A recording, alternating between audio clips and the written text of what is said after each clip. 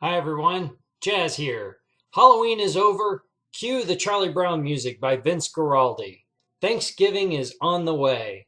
Hard to believe it's already here. It's amazing. This month is going by so fast already.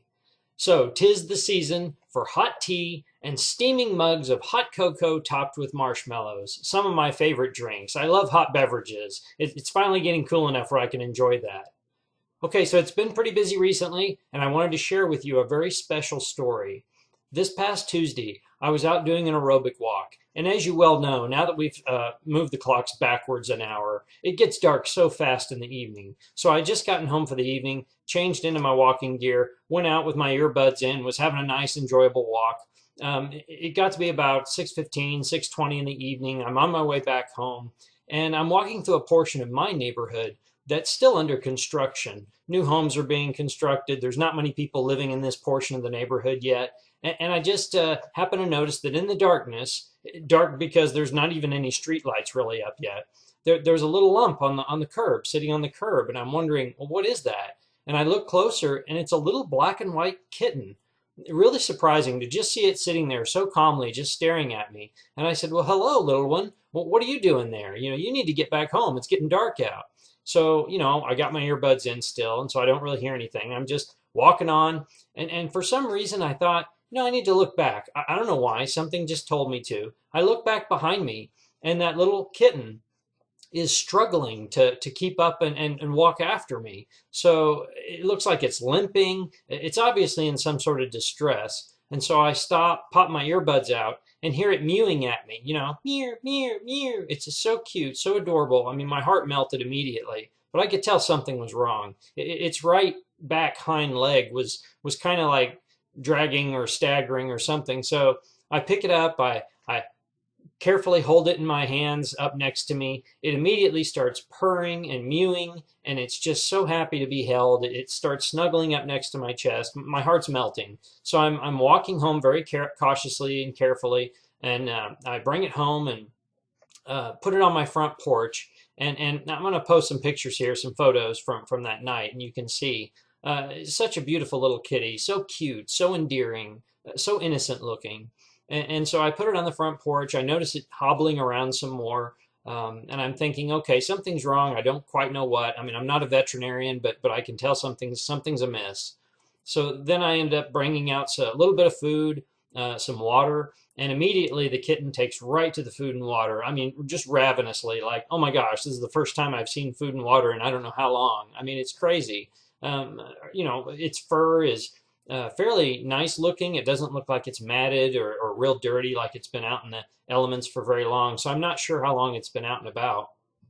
Ultimately, I bring out a big, warm, fluffy towel for it to lay on. I make a little nest, and then immediately after eating and drinking a little bit, goes right over that towel like, oh my gosh, the world's most comfortable bed waiting for me. And so it tries to get over into it and has to drag its right leg over the little small ledge of the blanket, or rather the towel, just to be able to get into it. So I kind of help it along there. It's just amazing. This poor little creature just abandoned. My heart's breaking. So I'm thinking, okay, this isn't. I'm not just going to leave this poor creature to the elements or to the world at large. So I'm going to do what I can. It's Jazz to the rescue. So I take the kitten. I take it into my garage. I set up its nice, warm, comfy towel on a nice, thick piece of carpet and to make it all comfortable. I managed to get a little pan with some kitty litter in it for her, take some more food and water and put next to her, and kind of pet her and reassure her. And I mean, her little head's just, anytime you put your hand down near her, her little head just rubs against your hand like, oh, affection. Oh, I'm so happy to see you, kind human. So I leave it there overnight. Come out the next morning, it's still laying in its comfy towel area. And I realize, something's wrong with the kitten. It's injured in some way. So what I do is I call a local veterinarian. That is after calling my friend Jessica, who's like animal rescue extraordinaire. I call her, and she recommends a good local veterinarian. So I call. I'm able to get an appointment the next morning, Wednesday morning. I bring the kitten in. And the vet immediately falls in love. I mean, all the vet assistants, the veterinarian, everyone falls in love with this little kitten. And so they examine her, turns out it's a female, about 12 weeks old, very young. It has no collar, no microchip in it, no indication of who might own it or where it might come from. It's got evidence of a little bit of fleas. It has roundworms. So I say, look, let's treat her for whatever she needs. And I say, hey, and look at her foot or her leg. It's troubled. Immediately they figure out, oh, it's paining her. She's in a discomfort. So they do an X-ray and they find out this is just heartbreaking. They find out her pelvis and her hip area is broken. And they show me the X-ray. It's so obvious. I mean, you can just tell right from looking at the image, and you can see the comparison between her left and right hip, and go, "Oh no, this is messed up. This is bad. This is really bad." And so they contact their surgeon doctor who looks at the X-rays, and ultimately it's determined that because she's 12 weeks old, they can't do surgery quite yet. She has growth plates still, and it would mess up the growth and development of her leg if they try to do surgery. So they said, we need to get her through for about the next 2 or 3 months till she's almost 6 months old. Then we can do surgery. We should be able to fix this. She can have a relatively normal life. And I'm thinking, oh, thank goodness. I'm glad they don't have to amputate her leg or something. So ultimately, they're taking care of her. They're keeping her at the veterinarian's clinic. She's a resident right now. They're giving her pain medication. I've been in to see her. She's doing really well. Immediately, she saw me and was real friendly and happy to see me. I'm like Jazz the Rescuer or something. I don't know. Superhero Jazz to the rescue. Imagine. Anyway, it's just endearing. I've sent messages to my neighborhood association. They've emailed everybody. So far, no contacts. So I don't think the kitten's from around my neighborhood or my addition. What's going to happen is this. It really appears that this poor kitten has had such a rough start in life. The least I can do is adopt it, give Tabby, my cat, a friend.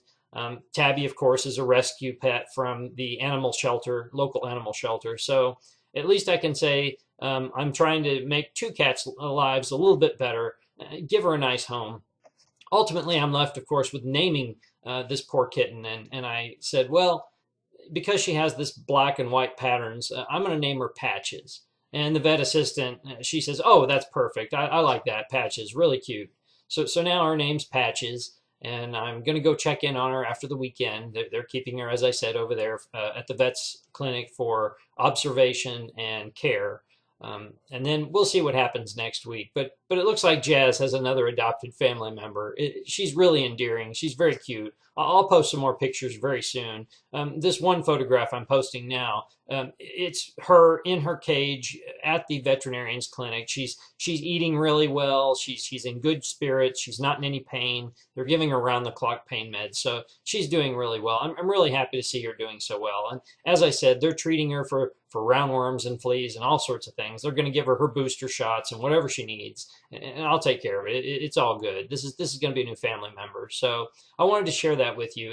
It's made my week very unique in my life. So there you have it. Jazz's new future family member. It's just funny how life happens. These things just pop up and there you go. Instant kitten. All right. So moving on, I've got just a couple more minutes. Congratulations to recent winners from my YouTube giveaways.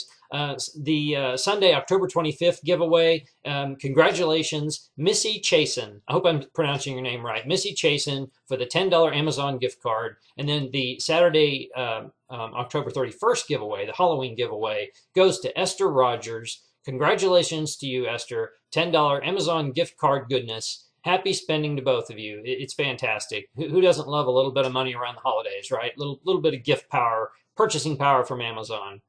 Okay, I'm going to leave you real quick with, don't forget that my Bringer Unleashed official release party is in Facebook on Friday, November 20th at 6:30 p.m. Central. This is sponsored by my publicist, Vicki Rose of Platinum Book Reviews. I'll put a link in the comment section so you can join in. I hope you'll be there. I'm really excited about Bringer Unleashed. It's going to be a great novel. I feel like it's one of my best written works to date. Really exciting installment in the Logan Bringer series. It's book 2. Book 1 left you kind of wondering where it's going, and I jump right into things. You're going to love it. All right, that's all I've got for now. Hope you all love the pictures of the kitten I posted, patches. Rewatch the video 2 or 3 or 10 times. You just can't see enough of that cute kitten face. All right, everyone, take care. Until later, enjoy life. Be kind to those around you, even furry ones you run into. And happy reading. Peace.